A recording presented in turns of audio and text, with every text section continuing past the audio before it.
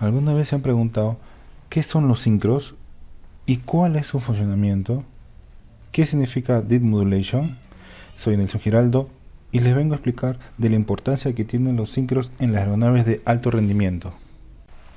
Los sincros son unos dispositivos electromagnéticos que tienen una parte de transmisor y otra de receptor, que a su vez consta de dos bobinas trifásicas tipo estrellas con ejes separados a una distancia de 120 grados en el estator, que están conectados entre sí en forma de Y. También se tiene un rotor con una bobina y anillos colectores que recibe la corriente inducida. El principio de su funcionamiento básicamente es cuando el rotor es excitado por el voltaje de la corriente alterna. En este caso, aquí vemos que es 26 de voltaje de corriente alterna. La corriente del rotor fluye y se produce un campo magnético. El campo magnético del rotor induce un campo electromagnético en la bobina del estator. El voltaje es inducido en cualquier bobina del estator, depende de la posición angular del eje de la bobina. Con respecto al eje del rotor, hay tres voltajes distintos de bobina a bobina del estator. Con respecto al ángulo del eje del rotor, en pocas palabras, cualquier movimiento realizado en el transmisor será transmitido al receptor.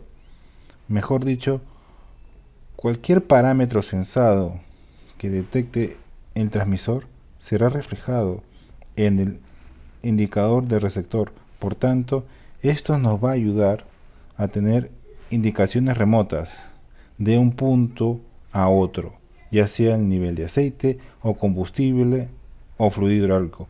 Eso nos quiere decir que si tenemos un punto y es reflejado a una indicación en cabina, de una manera así, de manera eléctrica, nos ahorramos todo ese, que puede ser indicación del tubo de pitot, que si iría a la cabina, ¿no? Cuánto peso nos generaría, y esto nos aliviaría peso bastante en las aeronaves de alto rendimiento. Ahora pasemos a ver modulación. En el osciloscopio no se puede tener una onda media exacta. Lo que demuestra es referencial, ya que la onda media que muestra en el osciloscopio lo saca de toda la cuadrícula. El osciloscopio mide las ondas producidas por el modulador, al cual están conectados el generador AC, que en esta ocasión reemplaza la voz. El modulador crea su propia onda, que puede ser amplificada o reducida con la perilla. Se mixeaba con la onda del generador AC y la señal, con la ayuda de la portadora, iba hacia el amplificador. El amplificador amplifica o atenúa la señal y es controlada con una perilla. El porcentaje de modulación óptima está en el rango de entre 60 y 90%.